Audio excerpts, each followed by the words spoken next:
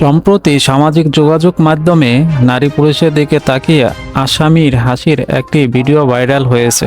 এতে দেখা যায় হাতে হাতকড়া পরা এক ব্যক্তি পুলিশের পোশাক পরা এক নারীর দিকে বারবার তাকাচ্ছেন। এ সময় পাশে থাকা পুলিশের পোশাক পরা এক পুরুষ তাকে বারবার বাধা দেওয়ার চেষ্টা করছেন।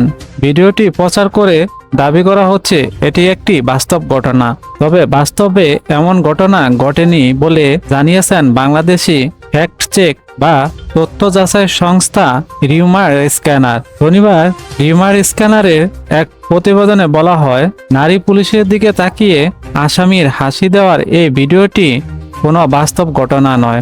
এটি বেসরকারি টেলিভিশন চ্যানেল দীপ্ত টিভির মাশরাফি জুনিয়র ধারাবাহিক নাটকের শুটিংয়ের সময় ধারণকৃত একটি অভিনীত ভিডিও।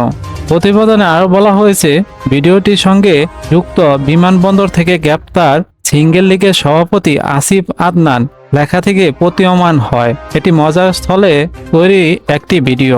এছাড়া এই ফেসবুক পেজে প্রকাশিত বিভিন্ন ছবির সঙ্গে ভিডিওতে আসামির ভূমিকা থাকা ব্যক্তির চেহারার মিল পাওয়া যায়। এ বিষয়ে আসিফ আদনান বলেন, তিনি দীপ্ত টিভি ডিজিটাল ডিপার্টমেন্টে কর্মরত এবং পাশাপাশি কন্টেন্ট তৈরি করেন।